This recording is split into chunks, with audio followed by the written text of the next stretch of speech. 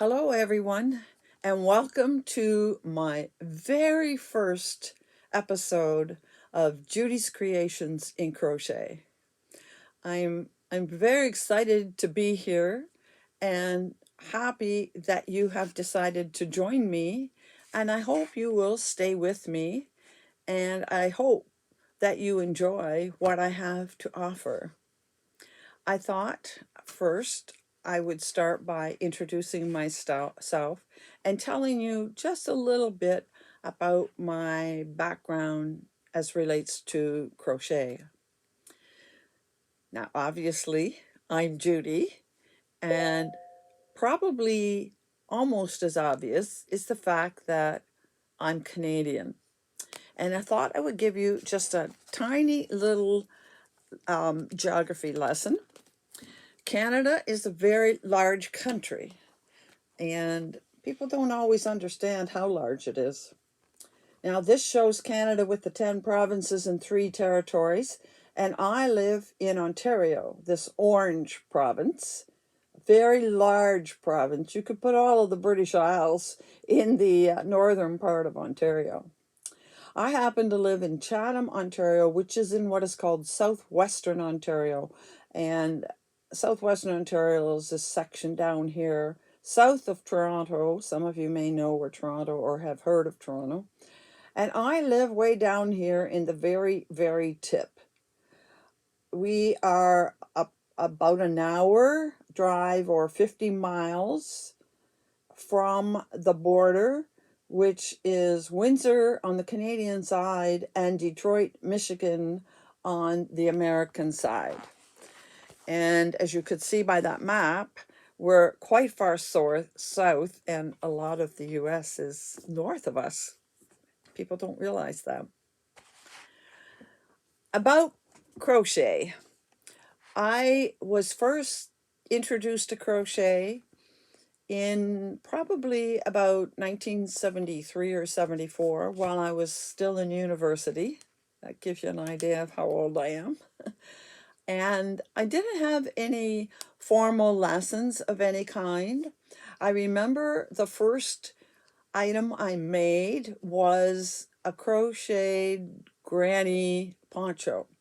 And I remember my mother showing me how to start doing the first couple rounds of the poncho, and then I was left to do the rest on my own.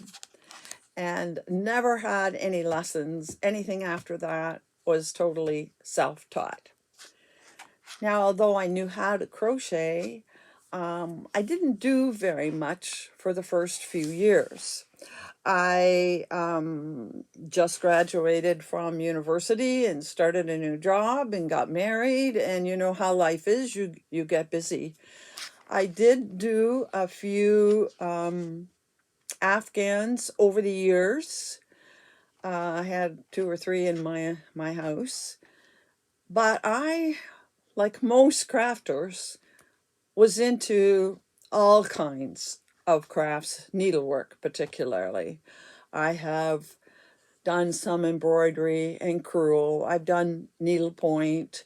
I've done a little bit of quilting.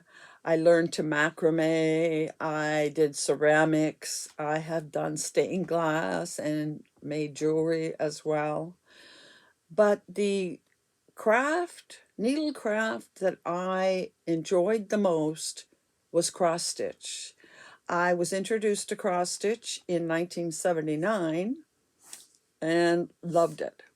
I'm talking counted cross stitch. I don't care for stamped cross stitch. My mother did stamped cross stitch.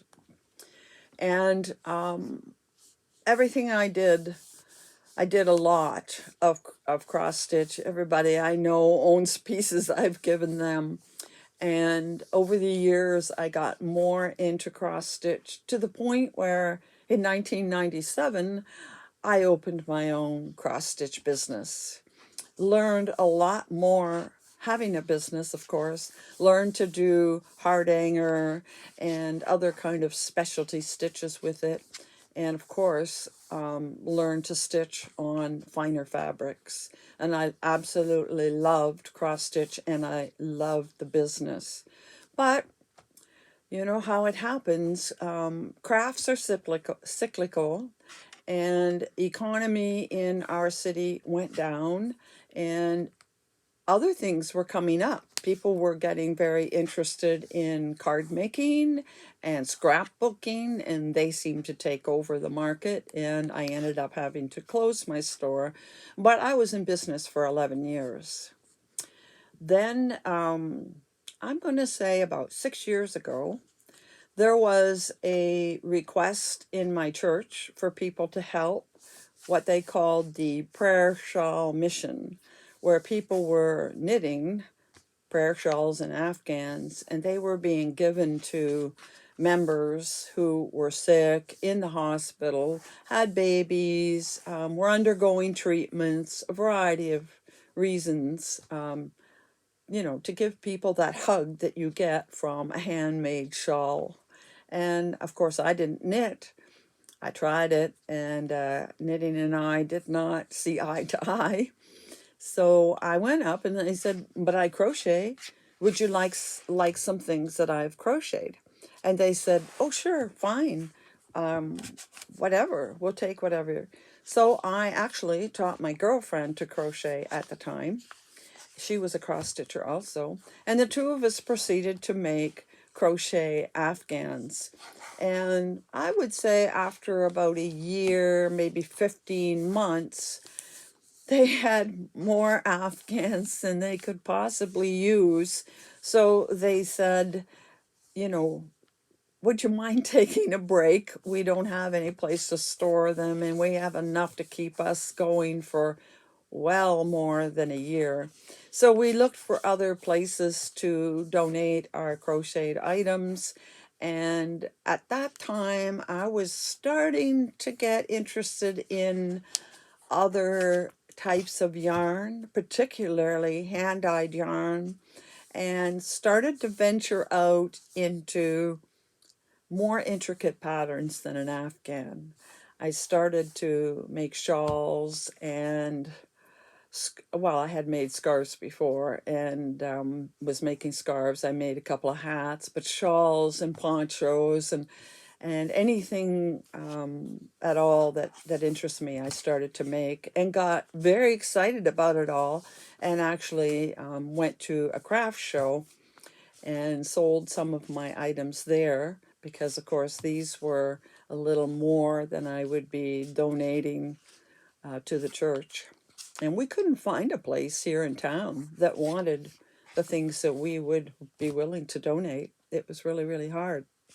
So I started getting into more intricate work in crochet. And of course, we haven't had a craft show in our town now for the last 2 years. So if we have one next year, I'll have 3 years worth of inventory on hand.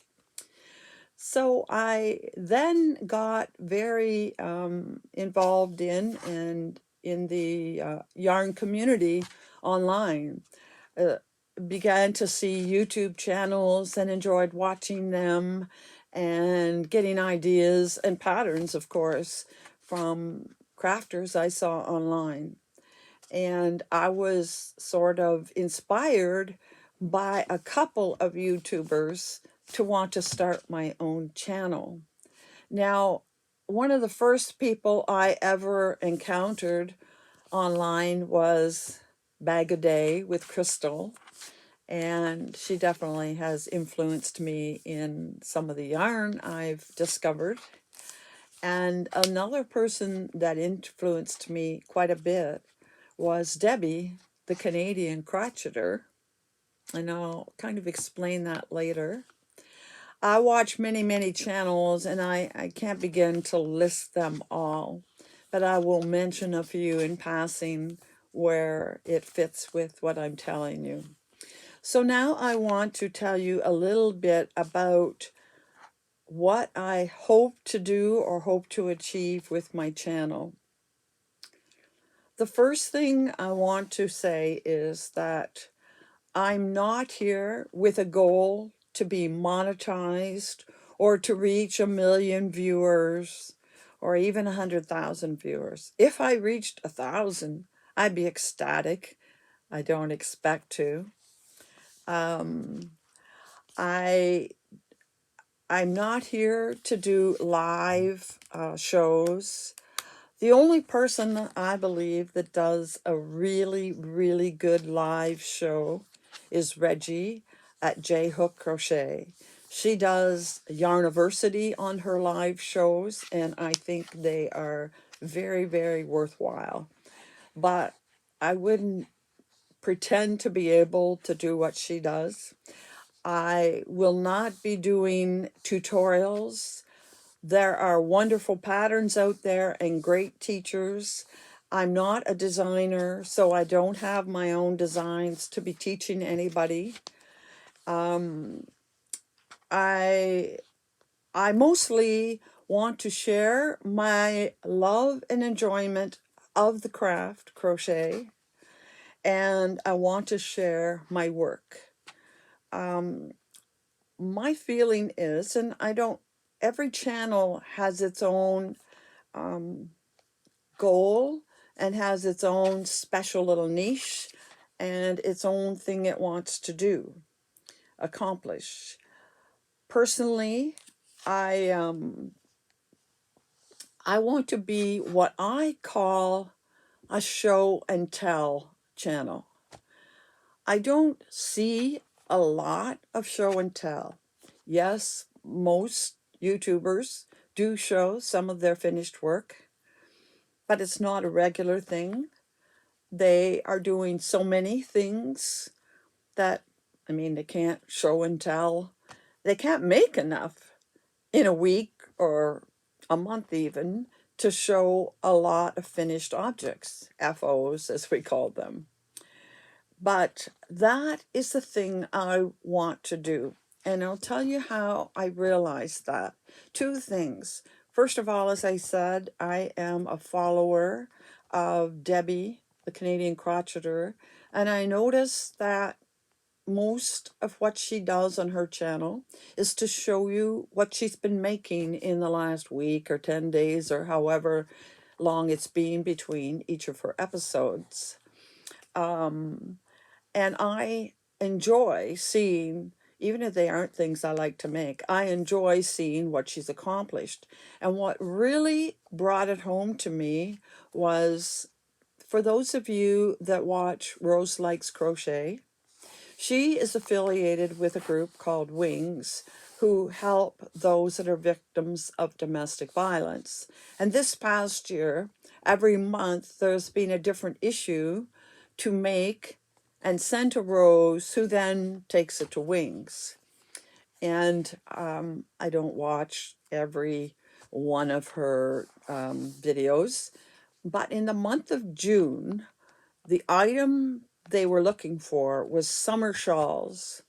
And I'm thinking she must have done at least 5, maybe even 6 videos showing the shawls that people sent in. People are so, so generous.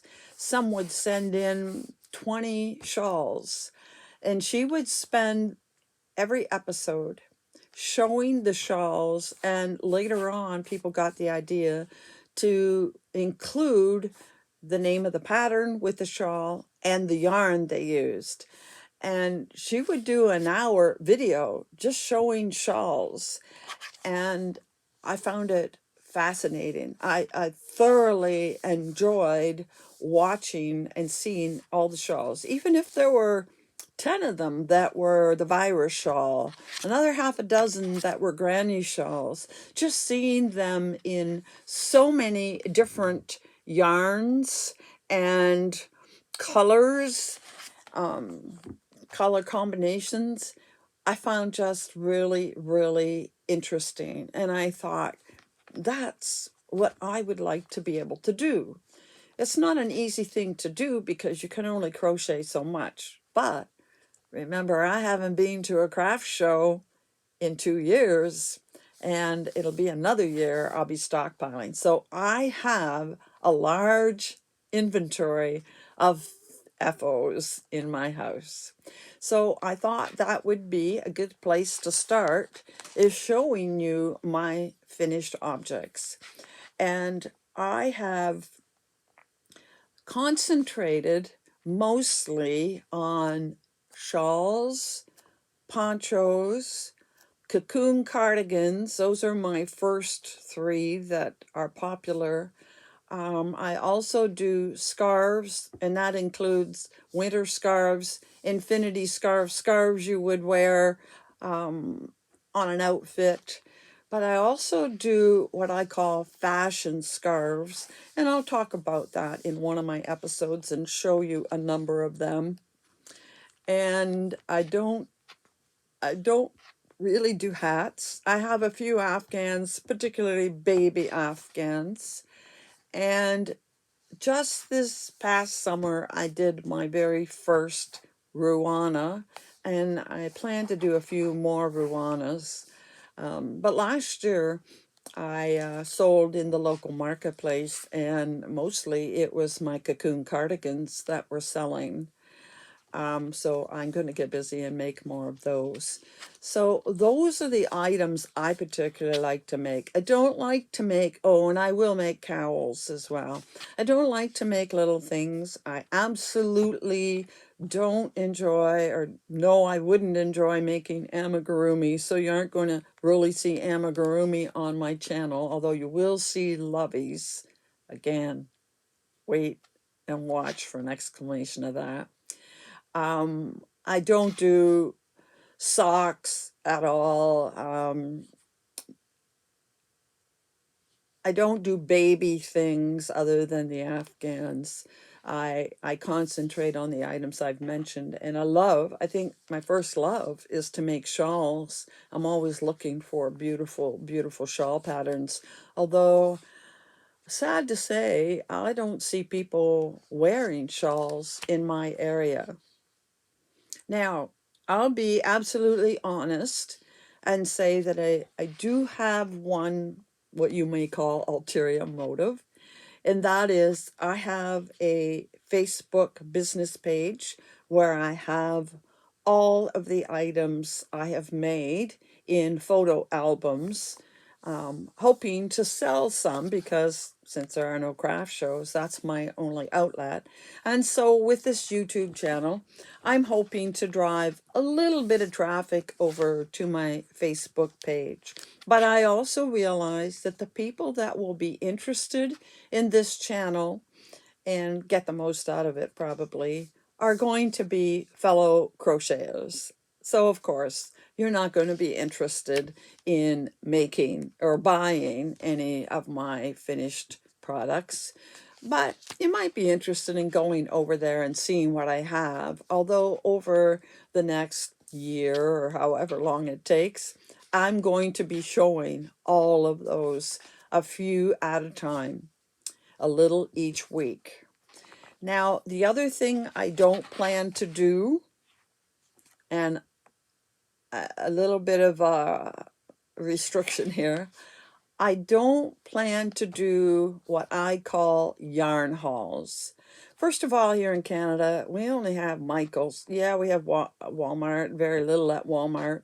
And Michael's, at least in my town, doesn't carry a large inventory. So most of you have access to the internet and YouTube, and you can watch yarn hauls by all of the YouTubers out there. And they have, a lot of them are in the US, so they can go to Hobby Lobby and Joann's and show you these wonderful yarn hauls and the great prices that they can get. We just don't get that over here. And yes, I do order from companies like Lion Brand online.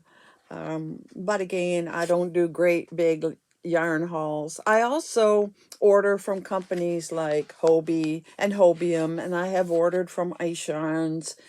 But I don't intend to sit here and open all that yarn to show you. There are lots and lots of people doing that. What I will show you is hand-dyed yarn or yarn from unique suppliers, mostly overseas. So, for example, I made some orders in the summer and I've already pre-taped a few shows of yarn I got from South Africa, Bulgaria, Italy. I mean, they're yarns that you don't typically see, and very few people, probably Crystal's the only one showing these online. I am going to show those three, and I'm going to show hand-dyed. As you can see on the wall behind me, I love hand-dyed. And that wall is only yarn from Expression Fiber Arts, which is one of my favorite companies to buy from. And I will show you some of the yarn I get from them. But mostly I want to show you hand-dyed yarn that I get from indie dyers, particularly Canadians. I just feel as a Canadian, I should promote some of my fellow Canadians who have small businesses in the indie dye business. So, having said all of that, I want to show you today, start by showing you a couple of finished objects from this past summer. I took the summer off from my Facebook page, which I used to post weekly. I took the summer off, first of all, to work in my wonderful gardens, but second of all, I wanted to focus on making some summer items. I typically don't make items to wear, like tops and sweaters and that kind of thing. But last winter, I did make 2 winter sweaters. And this spring, I got yarns, lightweight yarns, like cottons. I had never used cottons before. And so I got some cottons, some bamboos, and other summer type fabrics, and wanted to make some summer tops and that kind of thing. Didn't have a very successful summer. I ended up making a number of shawls. Some were summer weight, some were winter weight. But I want to start today by just showing you a couple of items that I managed to complete that I consider to be summer items. Now, 1 or 2 of them could be worn all year. The first one I want to show you is this mesh top. It's like a poncho. To me, it's more like a cape. And this is actually the poncho that you will see Seta of Seta's Place wearing all the time. I'm going to insert here hopefully I can put it on the screen. I may have to just interrupt the video and show you a picture of that on my mannequin. The yarn I used for it is a yarn I received from Knit Crate, and it is a chain spun yarn, mauve, or any shade of purple. Mauve and blue are my favorite colors. They fight for first place. I forgot to mention that blue is sapphire, and sapphire is the September birthstone, and that's probably one of the reasons why I like it, because today, although being my very first podcast, is also my birthday, and so I'm celebrating by starting my YouTube channel. So this yarn is from Knit Crate. It's a Vitellana, and the color is called Wee Violets. It's 48% merino wool, 20% baby alpaca, 32% organic cotton. It's a DK weight, and there's 250 meters, 274 yards in a ball. I had 2 balls, and I used the other ball, although I think there was a little ball left. Oh, there it is. Was a teeny bit left. Very, very soft, feels very good. And I will try to leave the link to the pattern, although Seta's put it in hers many, many times, but I will look up the link. It's a YouTube video on how to make that particular poncho.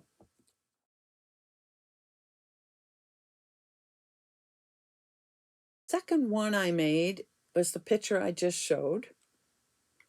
It's a white mesh top, and I didn't have a pattern for it. I looked up some other patterns and looked at how they did the mesh stitching in it. And I just made two rectangular panels, and then I put them together at the shoulders. I put an extra row or two to join them at the shoulders, and then I think we just tacked them or maybe stitched a couple of stitches under the arm to hold it. And I didn't keep that item. I gave that one to my girlfriend. She was going to make it, but she was having issues getting going on it, so I gave it to her. But the yarn I used for it was the white version of this, which is Lion Brand's Cotton Candy Blend. Now you can see this one is blue. The one I made was white. It is 52% polyester and 48% cotton. They call it a number 3. I guess to me it's a thinner 3 when you're working with it. Very pretty. I'm going to make myself some kind of top in this blue, and I also have their very pale green, mint green, maybe aqua. Hopefully next summer, since I didn't get around to it this summer. It was a funny summer. So, and I forgot to tell you that, there are 248 meters or 271 yards in a cake. That white one, I think, just took one cake, but I have 2 of this color and the other color. So those 2 things I finished. Then I made this poncho. After a while, you're going to find out that I love sparkles. I love sparkle in everything, and black with multicolors and sparkles is one of my favorite things. And this is a poncho, but I have decided it isn't long enough. So I'm going to continue working on it and make it longer. I mean, it's long enough to be a top right now. It's not a full poncho length, but I intend to wear it indoors. But it needs a little more work. And when I finish it, I will show it to you, because this is special yarn that I got from Bulgaria, and I do have a show taped showing you the yarns I got from Bulgaria, and it will show you this yarn. So we won't talk about that today. We'll talk about it another day. And then I have one last item I want to show you. And this was a major disappointment. I ordered this yarn from Expression Fiber Arts. As you see, I like it. One of their yarns that is my favorite is Cash Silk Sock, which is, yes, I have it. Cash Silk Sock is 75% superwash wool, 15% cashmere, and 10% silk. It's considered a fingering weight. It has 410 yards in the ball. And I had ordered 2 balls of this, and then I said, oh, I want to make myself a top with it, so I ordered 2 more balls. The original came this color. It wasn't a cake. I did something with it, and then I had to pull it out and put it in a ball. And so I made 2 panels, a front and a back. First, I have to tell you that I had 2, and when I ordered 2 more, the die lots were not the same. But when they were in the cakes, they only looked slightly different. Now you can see these two balls are very different. And wait till you see the other two. I didn't have any two that were the same, but I picked two that I thought were close, and I was going to need a third one. I did the front panel, the back panel, and I was going to take the third one to basically finish a round or two, do the shoulders and side seam. So I picked the two that I thought came closest to that ball. I thought the three of them were close. And this is the first panel. And I was doing that, I think it's called flyaway fillet. Can you see how the pattern goes? Very, very easy pattern. And I saw a top done in it. And I thought this was very close to this when it was on the ball. And then I did a second one that again I thought was close to that and would be close to this ball. And here is again the flyaway fillet, but I think without even being side by side, you can see how different the two colors are. One looks blue, one looks pink.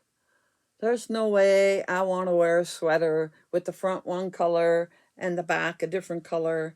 And I don't have, these two would probably be fairly close, although this one looks more pink than this one. This one looks more blue than this one. This one looks almost more white than anything. So that was the end of that project. I'm going to be tearing the two of these apart and probably make a shawl or something that wouldn't matter. I could just make different rows of the different colors, or even a poncho, just do a few rows of this, a few rows of that. And it's beautiful, beautiful, soft yarn. And like I said, it's one of my favorites. It would have been so nice, so nice in a top, but this one isn't going to happen. And I didn't feel like ordering. They don't have it in Cash Silk Sock anymore. They only have it in Sincere Sock. And I didn't feel like ordering four hanks or even three to make what I needed. So we'll just make something else. So that's a start on what I did this summer. That brings us to the end of our first episode. I have a goal to try to keep them as close to 30 minutes, 35 minutes as I can. I know you have other things to do. Next week, I plan to bring you one of the tapings I did of yarn that I got from South Africa. Again, I heard about this from Crystal. And I also will show you a few other items that I completed this summer. I was involved in 2 CALs. That's a crochet along. I have one finished and the other one day we'll finish it. So I think next week I will show you those 2 crochet along items, as well as the videotape of the yarn from South Africa. So I hope you will join me next week for that. And until then, happy hooking.